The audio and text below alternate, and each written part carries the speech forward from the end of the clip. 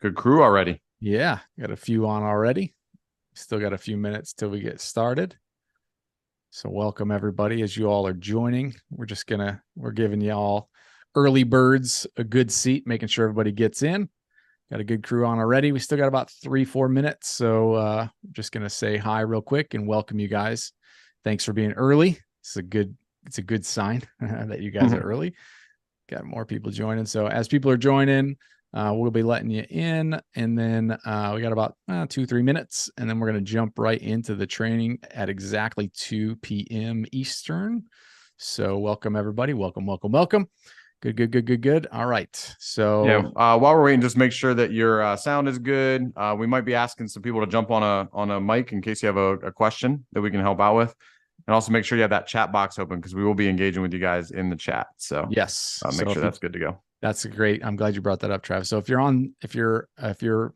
depending on where you're watching, if you're on Zoom, there's a little chat icon at the bottom of your screen you should see. How does it look on yours, Travis? On mine, I'm sharing the screen, so it looks a little different. Yeah, it's on the bottom. There's a little chat icon, a Bottom. little message icon that you can click, and it should pop open like a side window or a separate window for Yep, the chat. So definitely. And if you're on another platform, there's probably some sort of chat around there too. We are broadcasting a couple different places. So good. So we'll give it about a minute and a half or so till we get actually started. So hang tight and we will be with you real quick.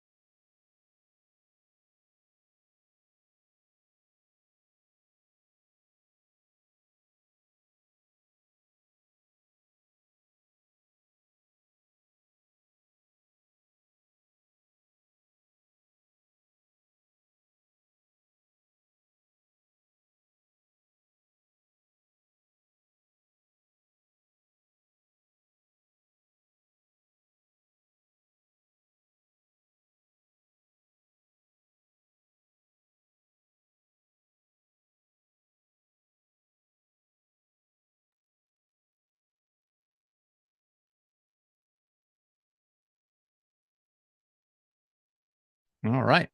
2 p.m. on the dot.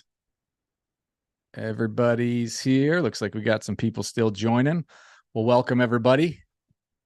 I got some more people joining. Good. Awesome. All right. Well, this is an exciting day. This is something that unlike anything we've ever done before. We've done live webinars plenty. We've done live streams plenty. But this is going to be totally different. So if you've been on any of these before, congratulations, you're on a new one. It's good stuff. So we're going to be going through a blueprint for attracting students.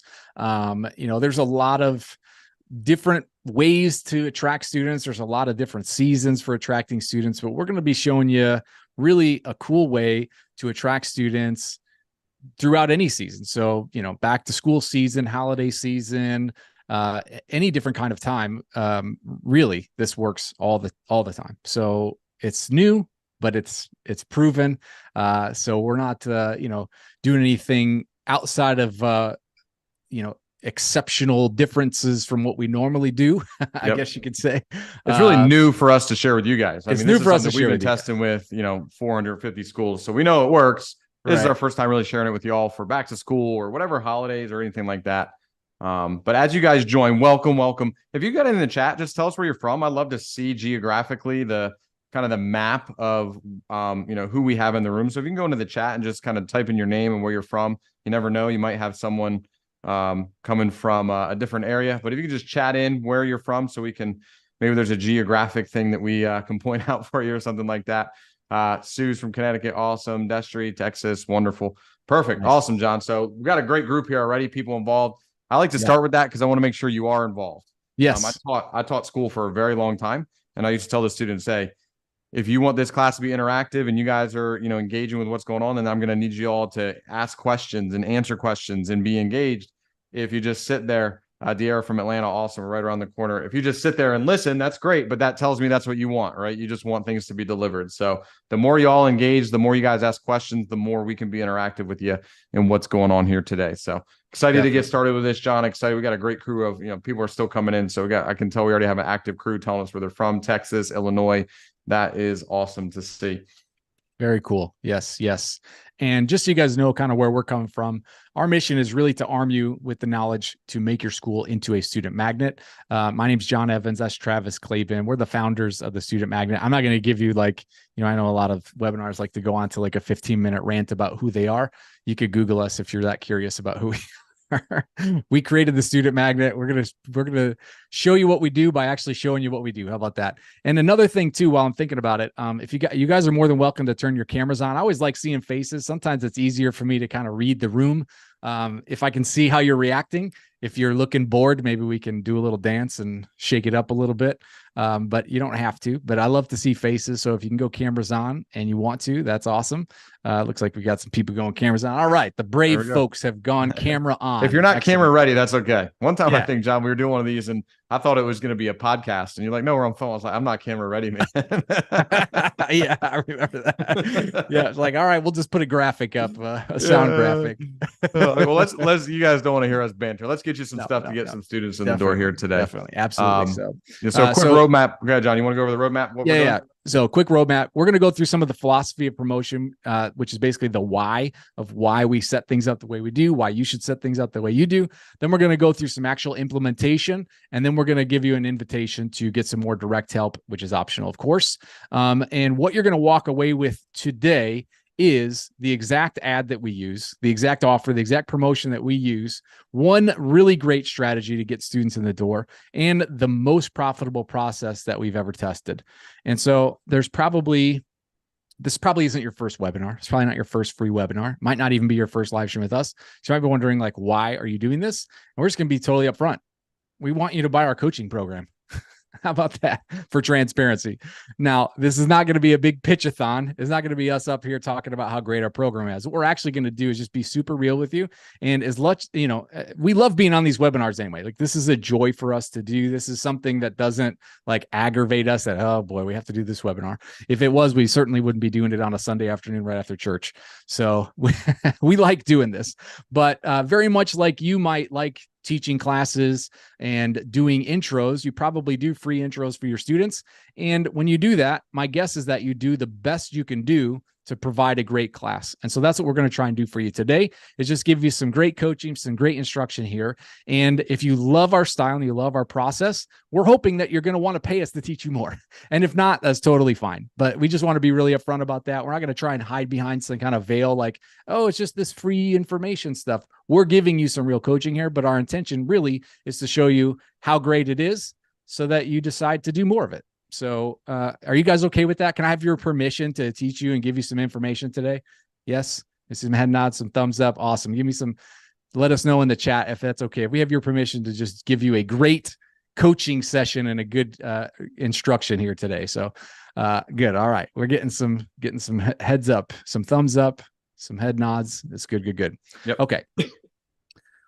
Maybe you have felt lost in the maze of promotions. There's so much stuff and so many different ways you can do things. And there's a lot of gurus and, experts supposedly and agencies, and they really just kind of paint this incomplete picture about what promotion is, what marketing is. And so we're going to just tear open the veil and really kind of give you just the direct truth and the way that things actually work. Yeah, there's a lot of things you can do. But just because you can do something doesn't mean you have to do something, right? There's a lot of things people have shown you, hey, you can do this, but it's like, hey, what do I have to do to grow? And then those other things that I can do, I can do if I want to, kind of thing. So I'm excited to give you guys some clarity on that today. Definitely. Yeah. And just because another thing is just because you can do it doesn't mean you should do it. Right. Right. Like, should you? I mean, you can. There's a lot of things you can do even on Facebook, but should Right. you? Probably not 99% of the things. So we're going to really unlock some of the strategies, help you elevate those promotions, how to show you how to resonate with your audience and how to really drive enrollments, which is what the name of the game is. Right. And so just some quick stats. What we're showing you here today is not theory. We're going to be going through some philosophy of things just to help you understand it. But this is some statistics of how this process has already worked. So we've already attracted 300,000 leads. We've already booked 150,000 intro lessons. We have seen 65,000 paid trials through this process alone, 33,000 paying students. So sometimes those numbers are just so extraordinarily large that I'm afraid to share them because people just go like, okay, 33,000 paying students. But just to give you an idea, this is proven, it's battle tested over hundreds of accounts around the world. So it's not just some kind of stuff we came up with sitting in our parents' basement. Like, we actually have done this stuff. We've seen it. We've taught it to other school owners who have also gone out and used it as well. So battle tested is just the thing I want you to keep in mind.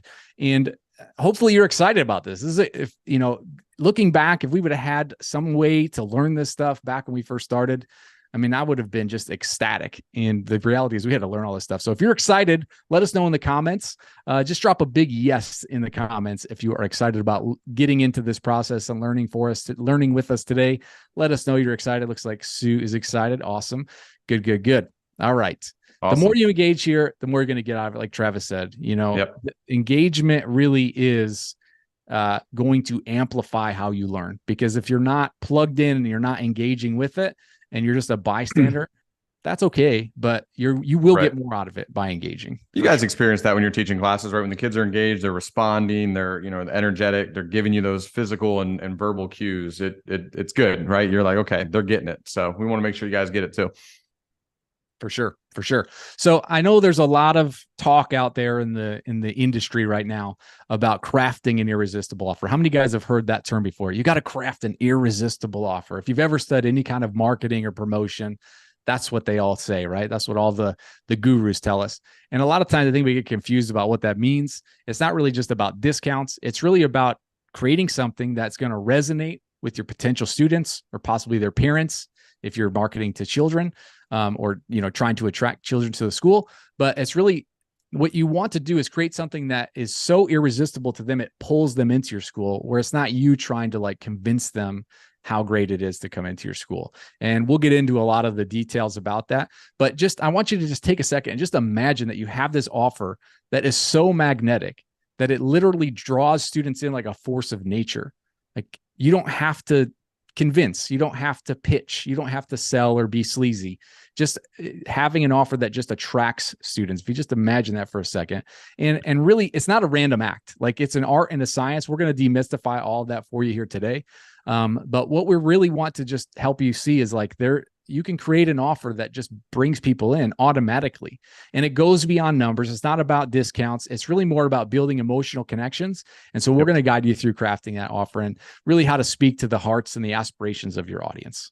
Yeah. And one thing I love about the offer that we're going to get into is people start to ask themselves, well, why wouldn't I? They say to themselves, well, why wouldn't I? And when you can have someone come into your school and ask themselves, why wouldn't I join? Why wouldn't I be a part of this program? You don't have to sell them anything. You just have to be there to answer their questions and provide them with what they need. So when they can start asking themselves, well, why wouldn't I? It's a no-brainer for them. And that just gets them connected to you, like John said, emotionally, relationally, which is really what we want to build, right? Culture and relation with these students, not just a transaction. So great way to start off the relationship. That's a great point. And people are going to ask that question no matter what. That's the first thing most people do is, why wouldn't I? And that's why you hear things like objections, right? If you ask somebody to do something and the first thing they think of is, why wouldn't I? The secret to having an irresistible offer is to have the answer to that question. There's no reason why I wouldn't, because they can come up with lots of reasons if you give them some, right? If your offer is not irresistible, or if I've seen offers where they build in reasons why they wouldn't. Well, that's not going to work. That's not irresistible, right? So it's very vast. There's a lot of there. I mean, there is a million ways to create an offer. We've probably tried all of them. I would be willing to bet my own money that none of you could come up with an offer legitimately that you would actually run that we have not already tried. We've done so many different offers, so many different vehicles, so many different audiences we've, attempted. So we're going to just kind of unmask all that stuff for you today, but I'm curious to know what you guys would think. And this is where this is going to get interactive. So I want you to just type into the chat or let us know, what elements do you think make an offer irresistible? Like, what is it right now? I'm very curious to know what you guys think. So if you drop a comment, just tell us what you think makes an offer irresistible. And we're going to go through that, but I'm going to hang here for just a second and just wait until we get some people. Or if you've never thought about that, maybe you've never thought, hey, is this offer irresistible? All right. Chris says good value for the money. Yes. Okay, good. See some empowerment. Interesting. Michael says empowerment. I love it. Sue says, I'm sure. So like, I'm sure this is a irresistible offer, I'm guessing. What do you think it is in an offer that makes it irresistible? Oh, Sue says, I'm not sure. Not sure. Okay. Thanks for being transparent. That's good. That's good. Giving us clarity there. Yeah. Talk to text. Maybe ChatGPT texted that one in for us. All right. This is an interesting question, John, because I would gather that a lot of, and this isn't a criticism, it's because no one's really taught anybody this before, is when you have an offer, what's making it so someone has to take advantage of it, right? We sometimes we just think, hey, I'm going to throw something out there. Someone says, well, you can post this. You can post 5 times on your social media. 4 of them need to be value. And then the 5th one needs to be like a call to action. And we have like all these kind of things that give us these blueprints that we're supposed to be doing. But no one's ever actually showed us, all right, well, what do I say specifically for someone to be like, hey, I have to do this? Right. They're like, there's you can make a lot of complexity in advertising, but we don't need to be. We could be very simple. So let's dive into some of the psychology of it first. And then we'll get into the actual nuts and bolts. I think, we could have just in the first 5 seconds slapped up our ad and shown you how to run it. But if you don't understand like why the certain elements are there, why things don't work, the temptation is to kind of change things that don't need to be changed, or to leave things exactly the same when they should be changed based on your offer. So we're going to give you some of the psychology so that you can actually implement this stuff, right? We don't want to just give you just like a cookie cutter thing that you just slap up on your Facebook and it works, right? Or it doesn't, and then you don't know why, right?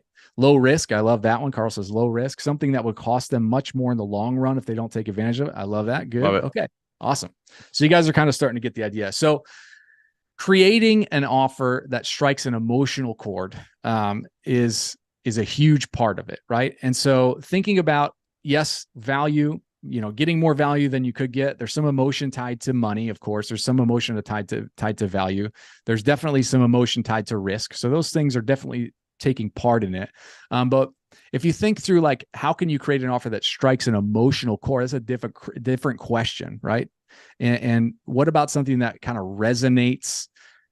What do you think the secret is to that? We'll talk through some of that stuff. Feel free to keep chatting that stuff in. But what I want to give you is kind of a little dichotomy between 2 parts of maybe some clarity around what an offer even is. Some people would define an offer as like a free week, right? Well, a free week's an offer, right? And actually the words free week and that sort of offer is really what we would call a vehicle. Okay. And so an offer is really, what does your audience desire and what is the emotional part of it? So let's use kids for an example, right? If you're marketing kids programs, you're really marketing to their parents because the kids don't have the ability to pay for their classes. So you're marketing to the parents. What is the desire and the emotional part of the parents? What is your program delivering when it comes to what the parents desire and what is the emotional side of that? So start thinking through some of that stuff. Maybe if you want to chat some of that in, that'd be great too. I'd love to see the comments. And when you look at the vehicle is how you deliver it, right? And so like a good example is cell phone companies have got this figured out, like amazing. I watch cell phone commercials like in awe of how well they've got this little things figured out.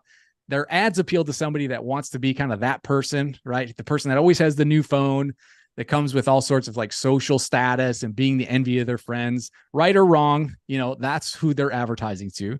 And maybe they want to post the best pictures on their Instagram and get all the attention. That's the offer, right? The offer of if you start watching cell phone commercials, it's all about being that person, being able to have the best pictures on your Instagram, being the one that's cooler than everybody else, right? The vehicle is how they deliver that. And that's usually the new phone or, a cheaper rate or better network, that kind of stuff, right? And what's funny is whenever you run into somebody in like real life, right? You're at church and you go, "Oh, you got a new phone?" They go, "Yeah, I got switched to AT&T because they were cheaper." Now we know that that's probably not the case. If cheaper were the only offer, if cheaper was the answer, everybody would be like on Mint Mobile with a flip phone because that's the cheapest, right? It's the cheapest phones. What they buy is the emotional thing. They buy the status, they buy the ability to post the best pictures and have the greatest camera. But the delivery of that is through the offer, is the excuse we give to everyone else when we actually buy the thing, right? When they sign up for the thing. So that's kind of a new way to look at things. I think there's not a lot of people teaching this part of it, but that's really going to help you maybe clarify, like, what is your offer? How are you connecting emotionally? What is it that your potential students or their parents desire? And then how are you delivering that? What is the logical excuse that they end up signing up for classes? So any questions on this? Is this making sense? Is this landing with you guys? We can go deep on this. We can kind of gloss over this stuff. I want to keep a pace, but I want to make sure that you're getting this. So yeah, we got some confirmation on the cell phone stuff, right? Hey, we're teaching kind of just a personal thing. My daughter's done a lot of stuff. She's turning 9 tomorrow, and she's done a lot of things. No worries, Alana, glad you're here. And when she was younger, like, she did dance, she did martial arts, she did all kinds of activities, and the goal of those activities was outside of what the actual activity was, right? We got her into martial arts when she was younger because she was just not listening at home. And we knew that was a way to create structure and discipline. We got her into dance because she was just honestly just not very coordinated. She was just kind of all over the place. And we knew, like, as a kid, she had a vision issue when she was an infant, which caused her body to develop a little bit differently as far as balance and things go. So we got her into dance to solve that problem. Now, we loved both of those things. And honestly, some of those things were subconscious to us, but that was what our emotional desire was. Because if it was just dance or like the cell phone being cheap, AT&T would just have an advertisement with what their rates are. Verizon would just have an advertisement with, here's our rates and here's the benefit of our rates by our plan, right? Because the phone is free, if you notice. Right. They use the emotional thing, the thing that's getting you to want to be there. They usually give that part away for free because they know that's the thing that's kind of drawing you in. So yeah. Great point. Awesome. So what we're going to be doing now is kind of diving into the heart of your promotions, showing you how to maximize the ROI, return on investment, for those of you that don't like buzzwords. But what I want to do right now is just kind of walk you through some of that stuff. So, and I love taking you on the sort of imagination journey, right? So I want you to really just first imagine a scenario, which this could be new for a lot of school owners, where every dollar that you invest into ads actually multiplies into enrollments. I think a lot of times we think of advertising as like some expense, right? Where it's like, yeah, this is a line item on my budget. I have to spend money on the advertising because I know I'm supposed to. But when we start looking at it as an investment where it should multiply, that's maybe a new way to look at advertising. So it should come back with babies. Yes, exactly. Right. Marketing is the one thing on your line item budget that shouldn't be a line item. It should be an investment that you know is going to multiply, that's going to bring in more growth, more students. And that's really what it's about. It's a catalyst for that growth. So return on investment, I'm sure you guys have probably heard that term, ROI. It's really this ecosystem, right? And so we're going to be going through some targeting strategies, messaging, and how to align that messaging with your school, with your students. A lot of this stuff is kind of buzzy words, right? I don't really like using buzzwords or like anything like that, jargon. So we're going to be really just showing you how to unlock a return on your investment throughout that cycle. So, from the time you spend money on ads to how it comes back in enrollments and revenue, and it's calculatable and it's predictable. It's really not as complicated as it sounds. But let's talk about audience for a second. John, before you get into audience, okay, if I jump in here. So as we kind of put these pieces together, this is all part of all cogs in a system. So we've talked about kind of the offer, and you might be saying, well, hey, what is the good offer that creates emotion? We're gonna get all the cogs set up, and then we're gonna connect the dots so you can see. Because if it was just the offer, or it was just the ad spend, or something like that, and these independent silos, then people could just be selling these independent silos, and that would be it. we want to make sure we understand that how the cogs are built before we turn on the machine, so you guys can see how all these things are going to operate not independently of each other, but actually together in synchronicity. That's what I was looking for. I'll Google it while you're talking. Okay, thank you. Audience simplicity. This is something that is so huge, especially on Facebook right now, that is being taught completely wrong. And people are out there doing all sorts of crazy things that they shouldn't be doing because they're trying to complicate their audience. So I wanted to talk through this because I want you to really be able to see, Facebook will technically let you target like all sorts of interests, all sorts of metrics, demographics, behaviors. So like literally, you could literally set up an audience that you're only advertising to rich parents who love reptiles and snowboarding, and they used to live in El Salvador. Like I swear you can literally market to those people if you wanted to. But the problem with that is that used to be very valuable in things like dropping mail. So like I used to actually own a direct mail company, and we used to have to really kind of slim down the list to a small number of people because we only wanted to mail postcards to the right people. Facebook's algorithm does that for us almost automatically now. So we use a thing called broad targeting. So if you're taking notes, that's probably something you want to write down. Broad targeting. What broad targeting means is that you're not targeting it to people who are interested in sports or people interested in dance or people interested in martial arts or whatever your fitness. You don't need to target those people, because what that will do is actually make your audience too small for the algorithm to actually work. Those interest things are very valuable to businesses that go nationwide. When we market, our business is nationwide. We use those interests because we don't want to target an ice cream parlor owner because they don't have students, right? We're only targeting businesses that need to attract students because that's what we're good at. As a small local business, if you own some type of school, like a martial arts school or a dance school, a music school, the area around that people are willing to drive to your school is not large enough for you to start whittling down the list so small. So broad targeting is much more effective.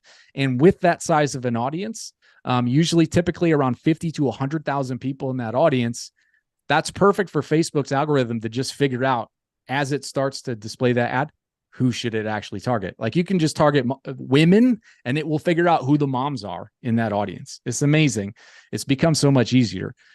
So just to kind of give you maybe some hope that like it's not as complicated as you may have thought. So broad targeting, definitely much better than interest targeting. And so the other piece of that puzzle is the message to market match. First of all, let me back up. Any questions about targeting on Facebook? Who are we looking to get to? Facebook specifically, but really anywhere. The broad targeting, I think we typically, are targeting on Facebook women. Yeah, a lot of times there's the desire to target economic status, which actually changed recently. The desire, so we get into this mindset of I only want to target the exact type of people that I want coming to my doors, and that's the only target I want to have. I want to have students that are 12 to 14 years old, or students that are 30 to 32. So I'm going to target them that make this much money, that are this racial ethnicity, and have this college background. And we get kind of caught up in all those little tiny things. That's what I've talked to thousands of school owners, so that's what I hear a lot. Socioeconomic is a big one, but really we can just let the algorithm do what it needs to do. Right. Exactly. Cool. All right. Looks like you got no questions. We'll move on. So talking about message to market match, and what this really means is just having a message that resonates with the people in your audience. That's, usually probably potential students or their parents. And it's some type of message that's going to take them to want to take immediate action. And we're going to get into what that actually looks like. But this is the thought process that we're going through to get to where we're going to show you here on this webinar. So the thing really to remember is that complexity almost always hinders progress. So if we can embrace a clear, effective way to do this in a process that works incredibly well year round, the nice thing about that is if we simplify it down to just the stuff that works, we don't have to change it for back to school. We don't have to change it for Christmas. We don't have to change it for New Year's or Thanksgiving or Halloween or 4th of July. We keep it the same because it's simple, right? And then you're not having to if you're not the one doing intro lessons, you're not having to train your staff every season. What offer are we doing right now? What's the special? What's this every month? Sometimes I see, I drive past a lot of martial arts schools, a lot of dance studios, and they all have different signs out front for every season. The back to school special, it's a end of summer special, it's this special. And that's great. You can still do that stuff. But the idea is when you're digitally marketing, the longer something can run, the better. The simpler it can be, the longer it lasts. And so all that stuff kind of definitely ties together. So really what we're just trying to get across here is simplicity, clarity, embracing effectiveness. And I know a lot of us are very creative type people. We want to always be creating new things. Yes. And that's great. We do that stuff in the school though, not in our advertising. Spend that energy on awesome classes, right? Yes. Yes. Rachel asked a great question as far as, okay, well, if I keep it, pretty simple, it might attract people that aren't going to be in my desired niche, right? It's not going to be like Rachel, for example, said if she's she could, target adults and then to get kids, but then adults think it's for adults. There's different parts of this process, Rachel, and really anybody is that there's little tiny pieces that will naturally filter down. So if you only have a kids program, you can still obviously target parents because they're the ones making the decisions, but the images you use in your media should be kids. Right? No 25-year-old is going to see, 8-year-olds dancing and be like, oh, I can't wait to sign up for that class. Oh, I hope not. Hopefully not. Yeah. Let's not be a part of that class. So there's another kind of part of that's why it's all these cogs in the same system. Yes. Is we don't need to target specifically in the audience. We can have that filter out by the media that we include in our marketing. So, and then Chris said, if you get those, you can just send them to him. He'll sign up the adults. There you go. But yeah, all these little cogs can work where we can actually start to reach a really dedicated audience in very simple ways. If we just have a few simple things happening together and that are connected, then it will naturally just filter these things out for you. Definitely. So I'd love to hear from you guys, maybe some specific challenges you've had with maybe you spent money on advertising and you didn't see the type of return that you want. I'd love to hear some real stories because we love to dive into like actual scenarios with you. So if you are willing to, and you're brave enough to share some experiences that you've had, maybe you've invested in advertising that hasn't worked. Maybe it has worked great. Maybe you did something that worked really good 5 years ago and it's not working now. Maybe you still have something going right now that's working really well. I'd love to just kind of hear what your experience has been like, because we would love to kind of tailor the rest of this around some of the experiences for you guys here. So this is a unique opportunity for you to be on here.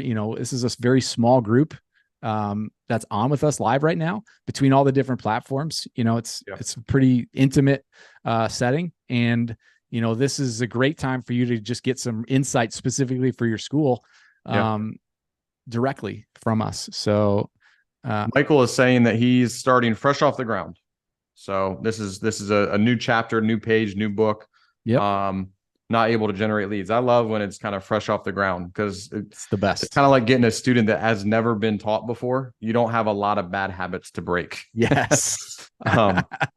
So this is definitely, in fact, we've seen probably the most success with school owners that this is fresh. They've never marketed before, or it's a brand new school, because a lot of the things that they've told themselves aren't there. And they're not in the way of implementing a system to be able to grow. So same thing with Chris. Place to be. So that's great. So if that's you, that's awesome. But if it's not you, that's okay too. Just like, again, you get students in that have been taught bad things, that you can get them right on track as long as they, can follow kind of your coaching and your expertise. So I'm very curious about some of those experiences and what challenges you guys are facing in maximizing, because that was kind of the title of the workshop, right? Like how to maximize this type of enrollment process and how to maximize enrollment, because we all get people back to school, right? Back to school, we naturally get people.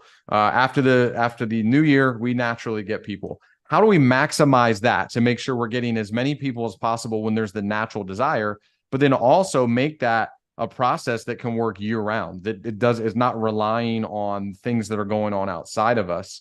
How do we maximize a process that makes those natural ebbs and flows be better, but also makes the ebb, the down part, be consistently moving upwards? So I'm curious, what kind of challenges? Is it seasonal for you? Is it, hey, I don't know. I put money into things. I don't know if it's working. I have no idea how to track that, or I don't know what offer. I'm constantly having to change offers.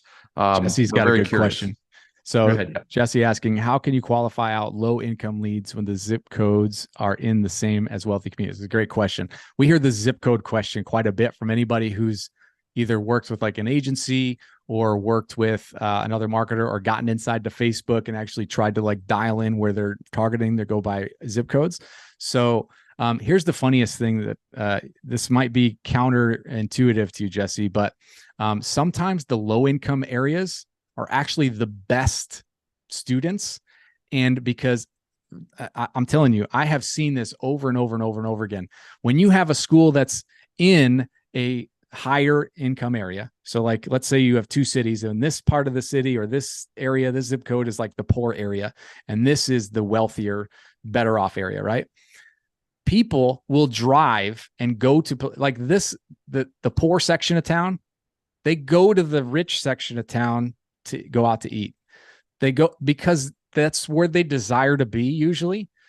Going the other way is harder. If you have a school that's in a poor area and you want people from the rich area to drive to you, that's tougher, right? But if you're trying to actually disqualify the people who might be the best ones for your school, the other part of that is they need it more than some of the rich kids. Yeah. So they will, when they commit to it, it's a commitment, and they understand better that they need to commit to it, and they'll make room in the budget for it. Now, obviously, if there's like extreme poverty going on, chances are they're not even going to try to come in.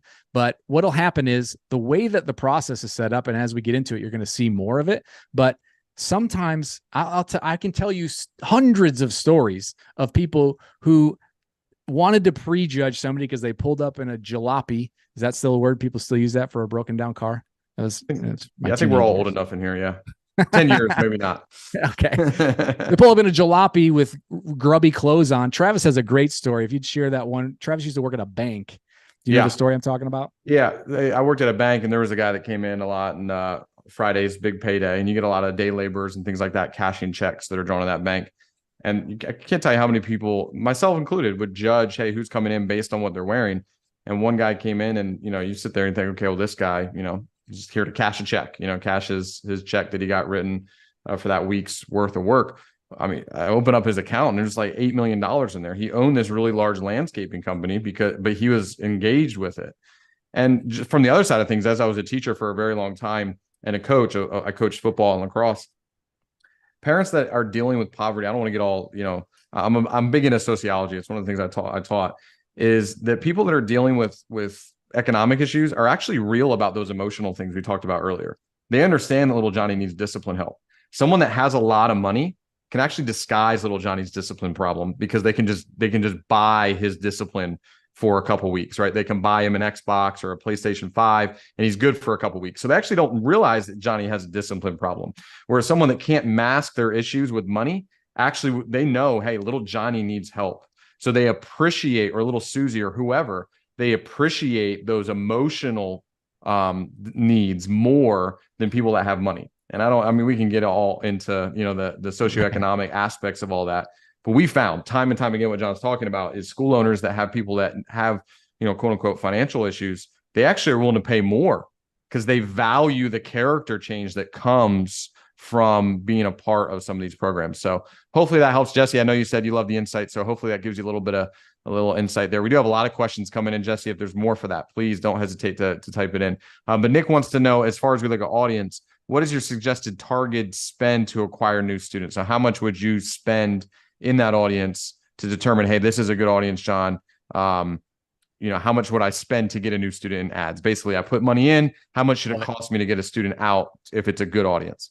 Okay, so I'm going to be controversial here. Less than you collect from that student is how much you should spend to acquire that. Does that answer your question? If you can collect $100, then you should spend less than $100 to get that student. If you are going to make $3,000, you should spend less than $3,000 to get that student in. And we have actually some formulas that we recommend. I typically like to spend less than what I collect in the first month. So if in the first month you're going to collect $67 as a trial, then you should spend less than $67 to acquire that student in ads, because that's called a flywheel. If you can spend less than if you can make more than you're spending, your marketing budget is completely replenished and renewed every time you enroll a new student. They're basically paying for themselves. So that's how much I would suggest. So it depends on how much you're charging. It depends on your area. And it could cause you to say, I need to charge more because it costs me this much to acquire a student. So I need to charge this much. And that sometimes is a kind of a nice wake up call too. So we actually have some calculators for that stuff within our program. If you guys want a copy of the calculator, should I give one out, Travis? What do you think? Is this 2 minutes? Are we giving away too much? Let's give one out. If you guys want the calculator that tells you how much you should charge based on the demographics of your area, we've done studies. We've studied thousands of martial arts schools. John, I'm gonna hold you off on the calculator. Okay, hold me off. I'm gonna include that in something else a little bit later.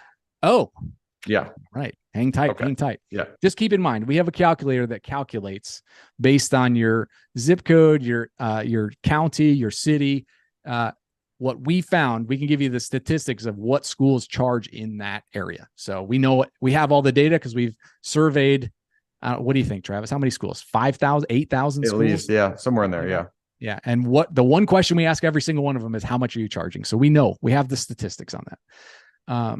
Okay. Now somebody else says, if you teach great classes, low-income families will find the money. Amen. Who said that? Sensei Mish. That is 100% true.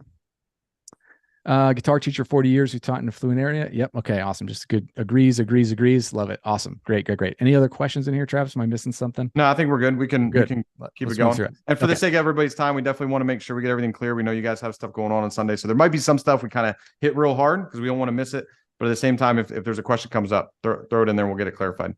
Absolutely. So let's jump into how to get rid of the sleazy tactics. We'll talk about embracing some genuine approaches that actually resonate with both your school and your audience, so they're not feeling like you're some kind of like used car salesman. And authenticity it's been used as a buzzword. I hear it a lot, like in the marketing circles, but it is the core of a successful promotion. You've got to be authentic, and we're going to explore some of that stuff and how to promote without being sleazy, how to align your promotions with your school and your values so that this connection actually goes above just like, how much does you have on your credit card? Okay, let's run it. That's not really what you got into being a school in the first place. And so we're going to show you how to get past all that stuff.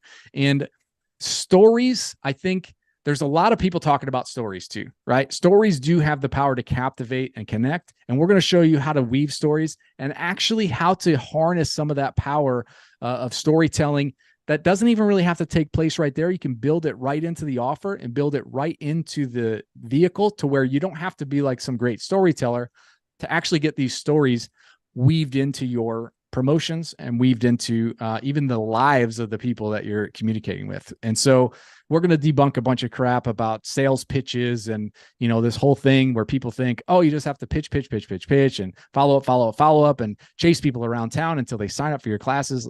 There's no need to do that stuff. It's not actually very effective long-term. It leads to a big thing called burnout, which we don't want, right? We want long-term solutions. And so we're going to get past all that stuff. So we're not going to be persuading. We're not going to be doing any kind of like, don't take no for an answer. Yeah. That stuff's so old and it's not effective. It doesn't work anymore.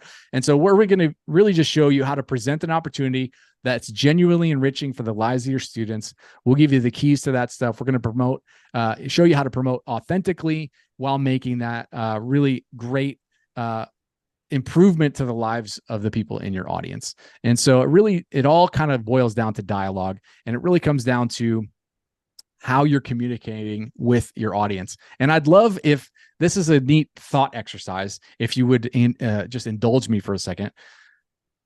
Think about a time when a company has advertised to you and you felt like it was an authentic dialogue. Have you ever been the recipient, been advertised to, been sort of the lead in a promotion where you felt like, you know what, I'm really actually engaged in this and I actually want to be a part of this? Can anybody think of a time or a situation where you were being advertised to and you thought, this really feels like a dialogue and I'm feeling very like this is authentic? Anybody want to share anything? Love to just hear in the comments, just type the name of the company or just give us a little bit of feedback. I love this kind of interaction. Oh, look at that. Somebody says with you all, I feel that way. Awesome. Well, hey, I appreciate that. I appreciate that. Thanks, Jesse Jess. says Appreciate the that. same thing. Yeah. That really honestly was not a fishing for compliments. I was hoping you'd say something like, one time in the 80s, Coca-Cola sent me a letter or something, So I appreciate that. That's great. So, I mean, we obviously eat our own dog food. We practice what we preach, and we want you to feel like this is a dialogue, because it is. Like, this is how we promote our business. This is how we've grown to the size we've grown to, because we are actually trying to engage with you in an authentic way, and not in a way that is just like, how much do you have left on your credit card? Let's run it for that amount. Welcome to the program. We don't even do that. So, and the interesting thing about this is conversations are what really weaves a story together, but it's not like you can tell the story, but the stories actually, take place outside of those conversations. And so you've got to really guide the conversation away so that the people that you're talking to have the ability and the opportunity to experience the story. And a lot of that stuff takes place outside of those conversations. The stories take place with your leads on the side of the soccer field, right? They're taking place at the grocery store in the checkout line when the gal pals are getting together and talking about what the little kids are doing. And so you have an opportunity to control the direction of those stories just by two things: the right offer and the right vehicle. And we're actually going to walk you through like step by step what that stuff is on this webinar here. But I just want you to keep in mind, like, there's a lot of marketers talking about telling stories. We're not talking about that. We're talking about the real stories that are being told, outside of the conversations. So, okay. You guys have the philosophy. Any questions on the philosophy before we jump into the actual like nuts and bolts of things? We're going to show you what this actually looks like in practice, but any questions about some of the stuff we've been through already? Chat those in. Did we miss any questions? I think we're good. Okay. If you have questions, feel free to put them in the chat. But let's talk about the most important factors of creating advertising. There's three things. So if you're a note taker, this is a writer downer. Audience, offer, vehicle. And we've talked about those three things quite a bit, right? So let's talk about, I think one of the biggest mistakes that school owners make is they start with the wrong part of this process. Which part do you think they start with?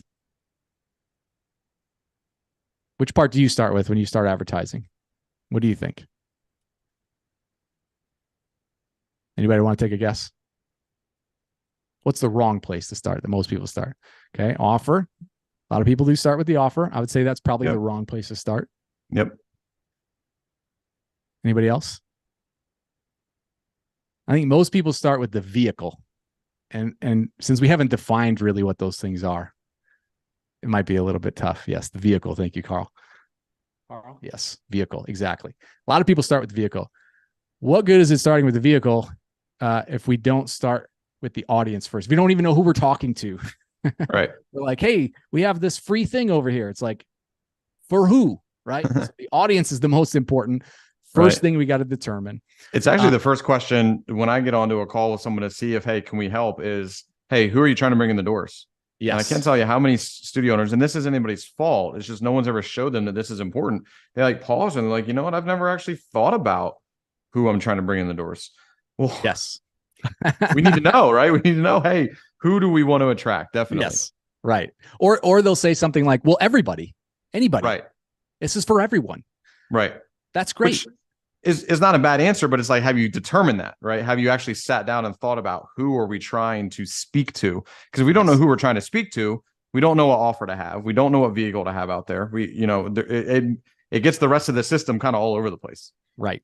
And I think I've seen so many ads, and I'll actually show you a couple of examples here, but I've seen so many that talk about the program or talk about the instructor or the lineage or the education that they have or some other thing that primarily has to do with the vehicle, right? We see a lot of ads like that. Maybe you've even run some ads like that if we're being transparent, but not talking to an actual audience. And so as we approach the audience, I think maybe now we've kind of gotten the handle on who we should be targeting, right? If you're teaching kids programs, who do you think the audience is? This is a giveaway question. Come on, you guys know this one already. Who are we targeting? Who is the person that we want to put our ad in front of? If you could have a conversation, parents. Yes, Chris, thank you. Thank you, Chris. Parents is a good It's a There we good go. one. Now they're parents. coming There in. we go. Good. Maybe there's a little It's bit like of that a old delay Saturday Night for Live parents. skit where someone gets it right and everybody raises their answer. They're like, I was going to say parents. Yeah, I was gonna say, yeah. That's good. All Thank you. women especially too. Yep. 'Cause Yes, a lot of women times moms especially are the for ones sure. leading the initiative on this. Yep. Thank you guys. Definitely. So if we're looking at that, and if the audience is women, moms, parents, right? And this is in this example, is if we're trying to target students under the age of 12, we're probably looking for parents, right? And the audience is actually, moms who live around your school, because what we found is, especially on Facebook, moms tend to be more engaged on Facebook, less concerned about like putting in their information on a form on Facebook. It's just an easier audience to reach. And I think it might have something to do with the sort of maternal, like always, if you look at moms, they're always looking out for their kids first, right? Dads, like I'm a dad of two. I'm, of course, I'm always looking out for the best of my children, but like scrolling on Facebook, it's probably not the first thing on my mind, but with moms, I think it is. So credit to them. They're a better audience for us to be targeting. And that's just from a statistics point of view. I can't tell you why specifically. I haven't dove into the psychology of it, but what I can tell you is when we run an ad to moms and we run it at the dads, the mom's ad always does better than the dads. I can't tell you exactly why. That is a fact though. And so the nice thing is we don't even have to specifically target parents, right? We can just target women because the Facebook algorithm will figure it out. These are broad targeting on that. Like I said, we do have a formula for this. Yeah, motherly instinct. Thank you, Chris. Yes, for sure. So if our audience is moms who live near your school, right? What's the offer? So if you remember, the offer is what are they going to gain? What's the emotional thing they're going to get? So if you want to give us a little bit of that in the chat, this is a little bit of a tougher question. I'm challenging you guys a little bit more. This is actually a great way to learn. Even if you chat in the wrong answer, you can still pass the class, guys. So you stay through the end and you pass the class. But what do you think is a good offer? What are we offering them? What does your program deliver? Now, we don't want to talk about how we deliver it, right? The program, maybe the special, but what's the offer? What are we giving the parents? What are we delivering to them? This is a challenging one. I'll give you that. It's a challenging one. Discipline, but Paul coming out of the gate strong. Discipline, better grades, etc. That's good. Emotional desire. Yes. What's the emotional desire? What is the offer that parents want? I think Paul nailed it right there. Discipline, better grades, etc. Yep. It's the things that everybody wants for their kids, right? Right. It's focus, it's self-esteem, self-confidence, right? It's those things. That's the offer. So if you see an ad that doesn't say, hey, parents, you can get this stuff, then you can identify now and say, hey, this is not really a very good ad. And when you're creating an ad, you want to include, these are the things that my audience is desiring: focus, discipline, self-confidence. Okay, there we go. Discipline, focus, self-confidence. I already had it in the slides. Yep. This is what the moms want, right? Intrinsic motivation. Yes. Leadership. Definitely a great one. Positive peer community, friends, for sure. Yes. Fun, that kind of stuff. Excellent. Okay. Finally, let's talk about the vehicle. The vehicle is the easy one, right? So the vehicle is how do you deliver discipline? How do you deliver focus, self-confidence? What's the thing that gives them? So that's sort of, that's part of the vehicle. But the other part is, what's the excuse, the logical excuse that moms will tell each other of why they signed up for your classes? They're not going to say, I wanted little Johnny to have more focus, self-confidence, and discipline. They're going to say what? They're going to give you an excuse. And this is where the why shouldn't I do this comes into play. So if we think about the vehicle, what's the vehicle? A lot of you guys were nailing this earlier when you're talking about giving way more value than the money, right? I'm giving you some clues here, but what do we think about the vehicle? What do you think the best vehicle could possibly be to deliver discipline, focus, self-confidence in your program? It's the best. What's an irresistible vehicle? How can you just take away all the objections? Anybody? There's a lot of you on here. Somebody's got to have an answer. Let's say, let me I want to check out Netflix. I've never had Netflix before. What's the best way Netflix can get me to check it out and see this is awesome? There we go. Yeah. All right. Paul's on fire today. Paul's got a couple of them in the pocket. He's been on our webinars before. No, I'm kidding. Hey, that's okay. That's all right. Good, man. That's good. That's good. Yes. The free week actually is the best vehicle that we found. The free week pass by far destroys all other vehicles that we've ever tried. We've tried free weeks. We've tried free month. We've tried free class. We've tried $29 for 2 weeks. We've tried 6 weeks for $69. We've tried 5 weeks for $55. I mean, I could spout them off all day here. I could tell you all the different ways and all the different vehicles we've tried. The free week is by far the biggest winner. And the reason is because it removes all the barriers. It takes away all the objections, right? They don't have to think about it. They don't have to go talk to their spouse. They don't have to go grab their wallet or research your facility. It's just an absolute no-brainer. And all they have to do is give their contact information to give it. And it gives attracts, them a logical excuse. Sorry, John. Sorry. No. Go ahead. It attracts a big group of people that are a good fit for your school. If I do a limited offer, like, hey, a $39 month trial or whatever, like a paid offer or something like that, that's going to attract some people. That's going to attract people that are already interested in a school like yours. And you might get some people from that. But it deters people that have never thought about coming in your doors because they're not going to spend money on something that hasn't even crossed their mind. Free week attracts those people, but a free week also attracts people that have thought about coming. So it attracts everybody. It attracts people that are brand new to your craft. It attracts people that have already kind of been thinking about it, which is perfect because that's what I want. I want people in the door that want to come in the doors. And so it really just eliminates any type of, when we talk about audience, this is really going to hone down on people that look like and are interested in coming in through your doors. Right. And the other good news about that is if you're advertising on Facebook, the algorithm actually looks for people who have already converted as a lead. So they've given you name, email, phone number. That data goes back to Facebook's super smart computers.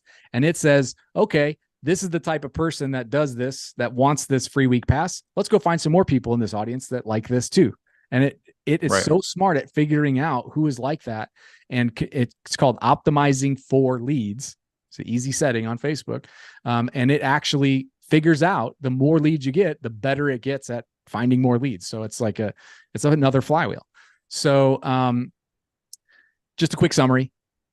If we're targeting local moms, the offer is to have their kids have discipline, focus, self-confidence, and the vehicle is the free week, right? So before we go into anything else, I'm going to start showing you some actual ads that I found.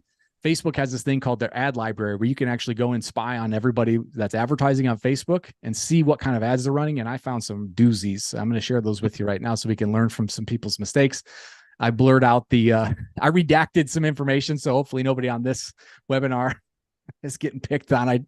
I promise I didn't specifically target any schools. I just went into the ads library and picked out some doozies, but we'll pick them apart a little bit. But before we do that, any questions, missing anything? You can go ahead and chat that stuff in. I'm going to just jump in because we're kind of going a little bit long, but that's good. I think everybody's engaged here. So, yep. Okay. So let's look at this ad. So this ad, I'll give you what it said is why do, and then it had a town's name. Why do, so-and-so parents love martial arts? And they give a nice long checklist. It's family friendly schedule and class times, supportive community. Okay. Anybody see what's missing from this ad?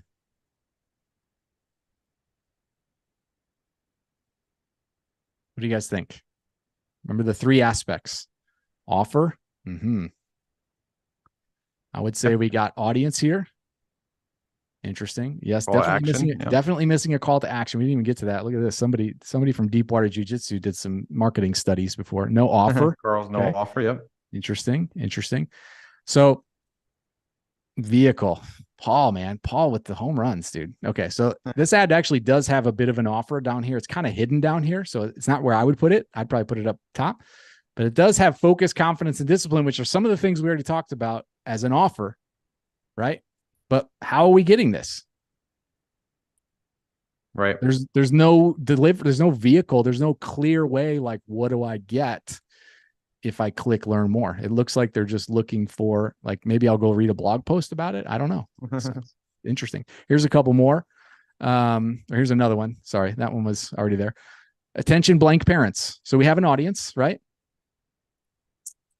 We're here to teach your child martial arts while having fun. For a limited time, we're offering 2 weeks. So we have our vehicle.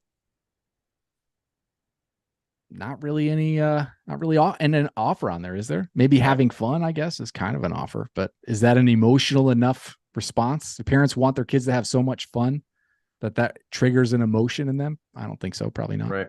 Probably not. This is great evidence of how all these things they're small little pieces, right? We can be great at running a Facebook ad. We know all the technical aspects of Meta Ads Manager. There's just these little tiny pieces that if they just need to be connected the right way to really just generate consistent. Because some of these ads, they might get a few students when they first launch, but to get something consistent long term, there's these little things that are just a little off that need to be tweaked so all the systems working together. Right. And that's why I wanted to dive into the philosophy on this webinar, because we typically kind of gloss over it. But I think, if you don't understand the why and you try to do the what, it's a little bit difficult to figure out how to do it. So here's a couple of more examples. We'll kind of burn through these, but this one has an audience. Okay. But I don't know what's going on in the rest of these. There's no offer here. There's no vehicle. Here's what we offer. I guess we offer dance classes for all ages. Everyone is welcome. Remember, we talked about this. Who are we targeting? It says parents, but then it says everyone. There's too much on this, right? This one is all vehicle. Who said that? Carl? Yeah. We offer best dance classes for kids in the community. Actually, yeah, all vehicle. No one's more passionate about teaching children, right? This is all about the school.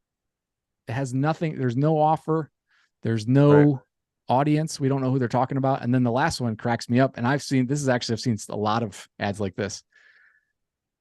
I guess maybe mostly about the vehicle, but it's in all caps, first of all, which is always, that's internet code for yelling, right? We have some of the most elite teachers in the blank area. We only hire artists, right? Which if you've launched an ad like this before, this isn't criticism of you, but it probably just led to, okay, you probably got a couple students from it and you're probably feeling good because like the second ad, if I'm a dancer in the community and I'm looking for a new dance school, or I just moved. Yeah, this stands out. But what about the hundreds of other people that haven't danced in a while or aren't looking for something new or something like that? So not a criticism of you. It's just no one's really ever explained to you that, hey, these things add up together to get results. Yes. And I crack up at it because it's like so ingrained in my head. It's like if you were to watch somebody go out and like, if you were to try and watch me do like a black belt form or I'd love to see you dance, John. Yeah. You will not see me dance. Or do a black belt form. Either one. I will market circles around everybody, but to do either one of those, you would be cracking up and you'd be like, look at his foot, look at his stance, look at this. Yeah. He looks ridiculous. Yeah. So, I crack up because I know it so well. And you guys are starting to learn it now. So hopefully it's cracking you up as well. So now I want to show you an ad that has been responsible for generating 300,000 leads. This is the exact ad copy that we use. And before you dive into that, John, I'm excited for you guys. When you jump off this webinar, you're going to start seeing ads for your rivals and people in the area. Hopefully you start looking at them and you go, oh my gosh, what are they doing? What are they doing? And it's not criticism. It's coming from a place of confidence that what needs to happen. And it's just a good feeling when you have that confidence. And it will help you because I think a lot of times people copy what their competitors are doing without knowing if it's working or not. Right. They're like, that school's been running this special for 3 years. That doesn't actually mean. And they're full, so it must be working. Meanwhile, I can't tell you how many school owners I've talked to. Like, oh, well, the people down the road, their classes are full and they're running this ad. So I just copied their ad. Well, their classes are full because like the superintendent of the school district is a member and he basically forces everyone to, take dance classes. Yeah, right. You never know. Right. You don't know. Meanwhile, their ad, because it's funny. I've talked to school owners when they say, oh, the school down the road is full, so their ads must be killing it. And I actually talked to that school a few months before and their ads were just not killing it. They were just blowing money, but they didn't know what else to do. So it's great that you guys are getting that clarity. Sorry, go ahead, John. Let's dive into what works. Yeah, I see Elena has invited me to come train with them. So to get my forms all fixed up. Excellent. Great. Love it. Okay, so let's dive into this ad. And I want to show you why this ad is working. It has these things. It has a clear audience. It has a clear vehicle, a clear offer, and a nice call to action, which somebody brought up earlier. Oftentimes you'll see an ad that has the three of those and it doesn't say click to learn more. And then you'll see, why is my click rate so low? Well, 90% of people need to know exactly what am I supposed to do next. They scroll, need they to know read it an again. ad, they go, that's nice, wonderful. But they actually don't click because they don't know they're supposed to click. Right. To get it. Or they'll comment on the ad, or they'll do something. If people go in the wrong door with the big sign on it that says use other door, yeah, they definitely need to know multiple times exactly what to do. So that's a great analogy. Or they grab the door and they yank on the handle and they look at you like, are you open or what? Yeah. And then there's that's evidence that not only you need it here, but you need it on the headline and stuff like that too. So Yes, exactly. Exactly. So hopefully you can kind of see, and I've seen some schools try to just grab this and go rip it and run it. And that's great. You can try that. I'll be my guest. There's more to it than just that. And so hopefully you can see it speaks, the reason this ad is successful and has worked for so long is because it speaks directly to the audience. It shows them, it delivers exactly what they want. It removes all the barriers. We run that ad 365 days a year. To this date, it's unbeatable. I've tried so many times to beat it. It can't be beat, at least for the stuff that we've tried yet. And we're always trying to beat it. We've tested everything, but the real secret and the real magic happens with the process built around that. Because we have seen schools verbatim run that ad, and then they come back to us and usually say something like, hey, I got a bunch of leads, but I couldn't get anybody enrolled. All the leads were unqualified, blah, blah, blah. So really there's a system built around all of that. In the grand scheme of things, this ad is definitely the biggest lever you can pull in the process, but it's only responsible for about 1/4 of the actual process. So if you look at the big picture, you've got the ad running for the free week. That's great. We book intro lessons within the first 7 days, and then we upgrade to a paid trial on day 1. So that's kind of the overview of our big process. And so I guess at this point, we're kind of running into about an hour's time that we've been on here, and we still have a great crowd on. Pretty much everybody's still here. Awesome. So dive into some questions on this, and we can really kind of get into the right.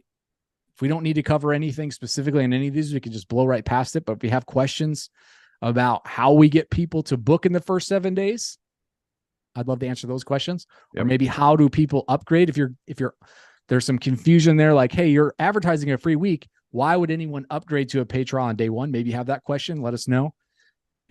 Elena has a question. Yeah, she has a question. I think I'm going to send her a message, Elena, if we can just answer that maybe after we dive into this. It's a great question. I don't want to ignore it, but just kind of stay on this topic real quick. And then definitely, Elena, let's get clarity to you.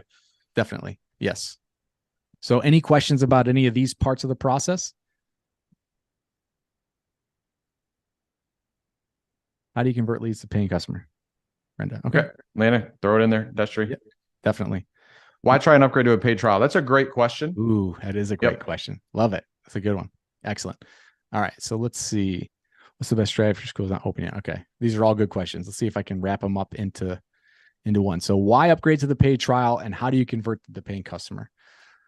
Let's go through both of those. So why upgrade to the paid trial is, remember we talked about stories, right? And we talked about the stories that happen outside of the conversation. So I want you to give you 2 scenarios. The first scenario is Johnny came in for a free class because they came for the free trial. You do the whole class and you're like, cool, it's Monday. I'll see you Tuesday, or I'll see you Wednesday. You had a great time. They loved it. They're excited. They're like, cool. All right, we'll see you Wednesday. Now, Wednesday rolls around and class is 4:00 and it's 3:30, and little Johnny's in his room playing Fortnite, which is a video game if you don't know. And mom's like, hey, Johnny, time to go to karate or time to go to dance. Let's go. And he's like, I don't want to go. I'm in the middle of a game. It's a tournament and blah, blah, blah. Right now, mom has been exhausted all day. And she's like, you know what? Who cares? We're not going to go. If you didn't like it, I thought you had fun there. He's going to say, yeah, it was fine, but I'm playing right now. I don't want to go. Mom's not going to argue. She has no skin in the game.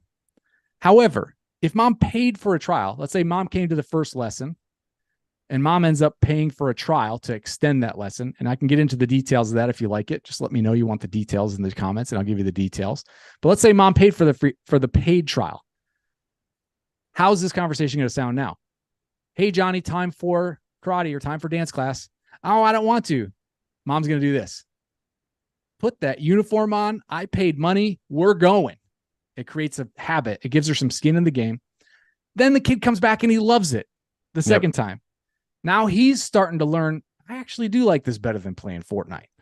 Then it comes around again, and you get a whole month of doing that, building that lesson. And guess what else it does? Let's say you offer classes 3 days a week. You think mom's going to only show up for one of those if she paid for a month of 3 days a week? No way. I'm going to get the most money, most value out of my money I can get. So you think a kid that's been there 3 times a week for 4 weeks, what do you think the odds are of you enrolling that child into a long-term contract? I mean, it's insane. So that's why somebody wants the details on that. Okay. I'll give you the exact conversation. Conversation goes like this. You finish class. Little Johnny had a great time, or let's go with the girls. Emma had an awesome time in class.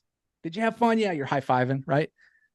You have a uniform. If you're teaching karate, you have like the top of the gi. If you're teaching dance, you might have like a tutu or some shoes or something that they can try on that is going to put them into the mindset where they transform into a person who does this, right? So maybe it's a t-shirt, maybe it's a top of a gi, maybe it's something in dance, if it's shoes or something that they're going to need for class anyway.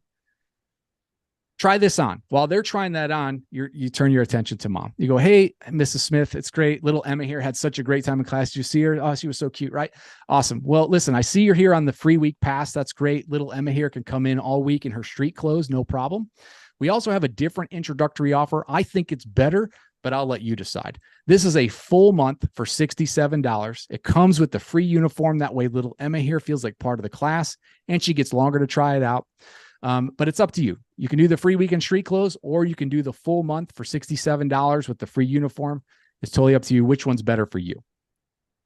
And then you just shut up. So there's no pitch. There's no explanation of why it's better. There's no like explaining. She's not going to have any questions. It's 2 different offers.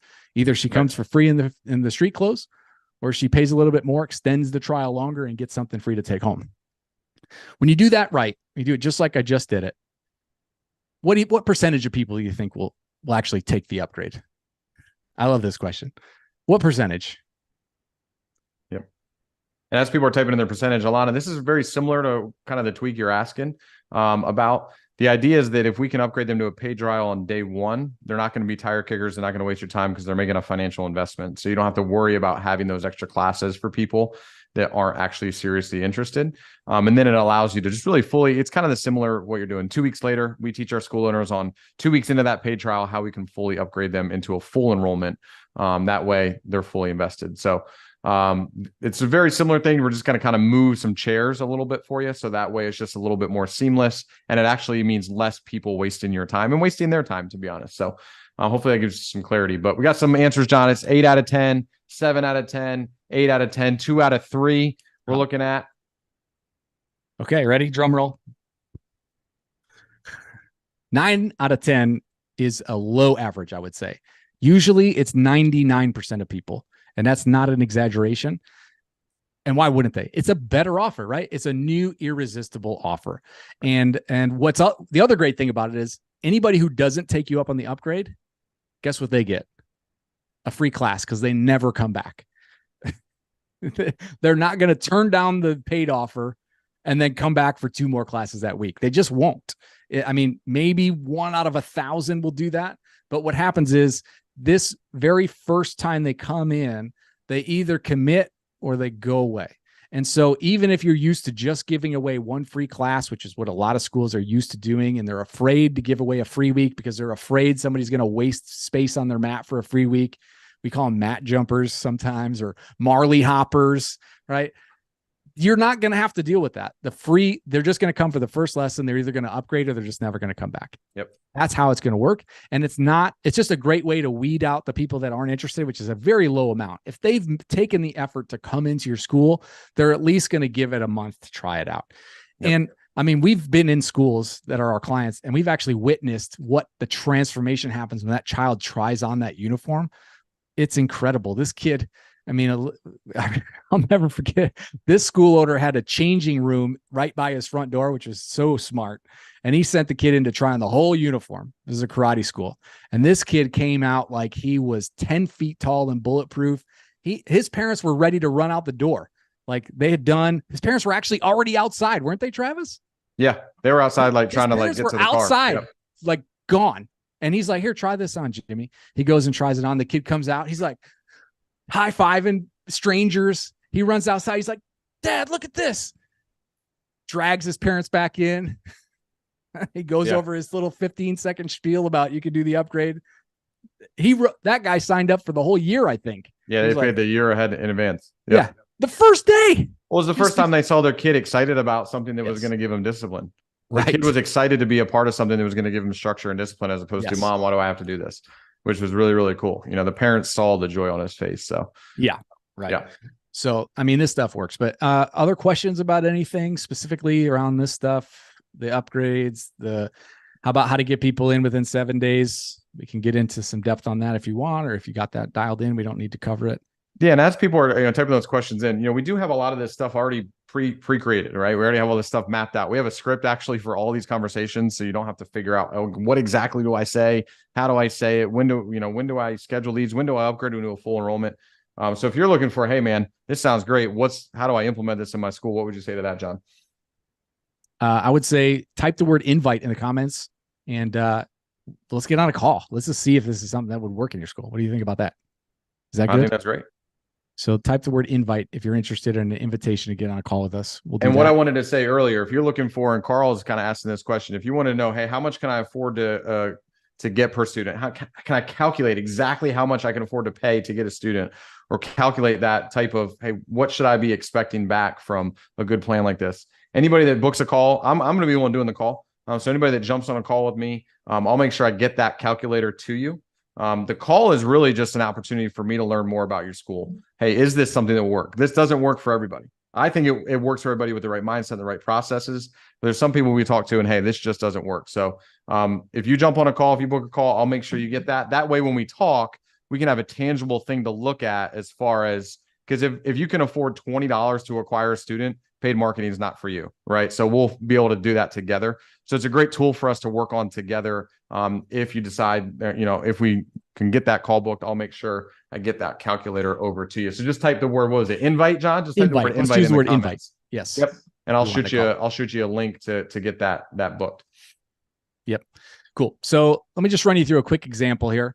Let's say you spend $600 on ads, right? It'd be about $20 a day.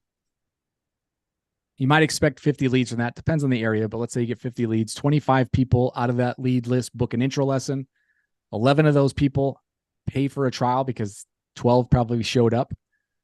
$67 comes in times 11. That's $737. What does that look like?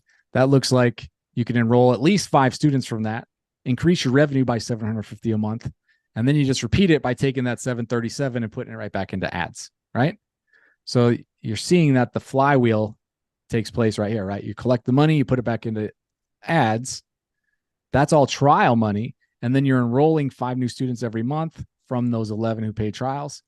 This is just an example, obviously, but this is some of the metrics that we help you work out when you first sign up with us as a coaching client. Is we actually dig into your numbers. We give you some exercises to figure out what should your ad spend be, how much can you afford to spend, and we get into some real detailed stuff on that. So that's just an example to show you the flywheel of how you can keep using trial money to continue paying for ads. And really, what this does, it gives you an unlimited potential to grow because you have an ever replenishing ad budget, right? It's no longer how much can I afford to spend on ads. It's how many students do I want to get, and then you just multiply that out by how much you know that you can spend to get there. And this is one of my favorite expressions. I just discovered this one. Knowledge is like paint. It does no good until it's applied. So you guys have learned a lot on this webinar, right? You have been filled with knowledge, but what will you do with it? How will you apply it? Please don't keep it on a shelf in a bucket, because that's not going to do you any good. We want to transform your schools. We want to help you do that. I want you to just imagine having that strategy step by step that leads to that growth and fulfillment for you. And with coaches, like, we're here to coach you through it. We're here to guide you on the journey and lead you into the application of that knowledge and really set your school up on an upward trajectory. And right now, you're standing at this crossroads. You have the knowledge. You think there might be a way that you can implement it, but we want to help you, give you the exact roadmap step by step. So if you want that and you're ready to transform your school, go ahead and type the word invite in the comments, and we will go through what we call a game plan call. It's not a sales call. You actually can't buy anything on this call, so we should clarify that. Won't let you. Nothing for sale on it. You are not allowed to buy on this. This is really just for us to ask you some questions to figure out what's going on in your school. If you want to bookmark this page that you see on the screen here, getfullclasses.com/call. You can actually schedule the call yourself. It has our availability there. We've opened up some time on the calendar over the next probably week to be able to do that. What we really want to do on this call is just connect and see, what's going on in your school. Where are you in the journey? Are you new? Are you established? Are you small? Are you medium-sized? Are you large? What's your community like? Is it a small rural town? Are you in the middle of downtown New York? Right. And really what your just tuition structure is, what your audience is, stuff like that. Right. Exactly. And get some clarity, help give you some insight. Yeah. And sometimes I've gotten on calls, people, they're like, I want to buy. I'm like, we can't. Like, I've actually had to tell people, no, this call, put the credit card away. Know you're excited, but I want to make sure this works for you. Just like people coming into your school. If someone comes into a martial arts school and says, well, I want you to teach me how to kill someone, you're probably gonna be like, hey, this might not be a good fit for you. If someone comes to a dance studio and says, well, I hate dance. You're like, okay, but they have their credit card out. You're not going to say, well, let's process the tuition, right? Right. So it's just not going to be a good fit for anybody. So this call is, hey, can we help point you in the right direction? Is our system the right direction? Awesome. If it's not, what is? I've talked to school owners that the biggest issue was their instructors. They actually had a lot of stuff dialed in. It's just that they actually had kind of a cancer going on in their instructors. And I pointed them in direction of some programs that help them find instructors. So we just want to that's all this call is kind of like, all right, what's going on in the studio? What's the diagnosis? And then, hey, is ours the medicine? Is that what's going to help you? Or is it something else? So that's why I love doing it. This is how we learn so much, is because we really talk to anybody. We talk to everybody that's running schools so we can figure out what direction it needs to be. Yep. Definitely. So go ahead and type the word invite in the chat right now. If you want to get invited to that call, we'll send you over the link. Actually, that's good thinking there, Travis. So just post it right there. So you guys can just go ahead and click that link, getfullclasses.com/call. It's in the chat right now. And you can go ahead and book your call. Our availability is on that screen already. So you can just select a date, select a time, and you can go ahead and schedule a call just like that. What we really want to do is just shine some light on some areas that might be missing in your promotions, and at the very least, give you a valuable game plan of action by the end of the call. So it's a 5 to 15 minute call. It's not very long at all. It's a great time for you to just kind of connect with us. And really, it's really a good way to say, like, are these the kind of people I want to work with? Do I want to be involved with John and Travis? Maybe you get on the call and you just don't like us. It's better to figure that out now than after you pay money for something, right? So we just want to just get on the call and see if this is a good fit for you. You can see if we're a good fit. We can make sure that you're going to be a good fit, and talk through some questions, what it looks like specifically for your school, and see if it's going to work in your area. So all you have to do is type the word invite in the comments right now, or go to that link, getfullclasses.com/call, and you can book the call yourself. And I'd just love for you to imagine your school's transformation. This place where growth and prosperity and impact all come together, where they converge, right? Because I think a lot of times we think the impact is going to take away from the growth, or the impact is going to take away from prosperity. But if we get all those things to merge together in one place at your school, that's really the magic of it. And so at this point, we've kind of come to the end of this webinar. And I just want you to remember that this really starts with the first step. You've got the knowledge now. Now, how do you apply it? And so before we conclude, I'd love to just celebrate your commitment to staying an extra 20 minutes past what we had initially anticipated this going, right? So if you just type a 1 in the comments, it's kind of a way to give yourself a round of applause for sticking around. So let's just give you all a 1. Everybody type a 1 in the comments just to give yourselves a nice round of applause. Thank you for being here. I'll be the first to do that. Good job, John. Way to stick to the end, John. That's right. Good job, Chris. Thanks, guys. Very nice. Guys. Yes, awesome. Yes. Awesome. Great. Thank you. So for those of you still here, if you do want to book that call, you can just click the link that's in the chat right now. Travis, you might have to repost that now that all those 1s are in there. But let me get that in there with all those comments. Getfullclasses.com/call. You can schedule your call, and that way we can get on the phone 5 to 15 minutes.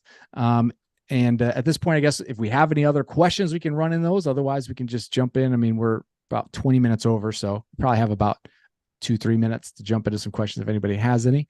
But otherwise, it'd be great to meet you guys on that call, talk through some things, and see if it's going to be a good fit for you. You see any questions coming in, Travis?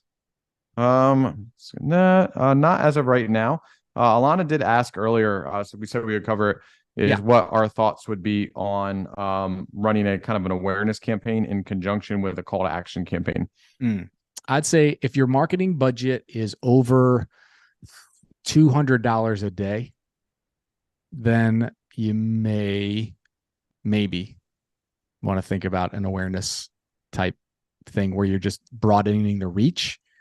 But even then, I probably wouldn't. So I'd say most schools are probably $20 to $50 a day will fill your school higher and faster than any conversion budget. Like if you're $20 to $50 on a lead conversion campaign where you're just collecting name, email, phone number of people who are interested in trying a free week at your school, that's about as far as you ever need to go. And then past that, I'd probably do a retargeting if you wanted to get real fancy. And then maybe, I don't know. I've never actually found any use in an awareness campaign. I don't want to dog anybody if they have like a good strategy out there. There might be. Facebook loves telling you to run awareness campaigns, by the way. If you ever have logged into Facebook Business Manager and they want to book a call with you every time you click in there, or they call you 3 times in a row and leave you a message on the third one, like every 2 weeks, which is what they do to me.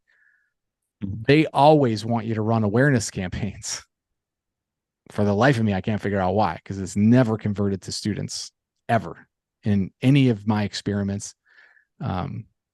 So hopefully that answers your question. Perfect. Michael, thanks for being on, sir. Looking forward to speaking with you. Chris, thank you. Thank you for being on. All right. Well, I guess let's wrap it up. Appreciate everybody. Thanks so much.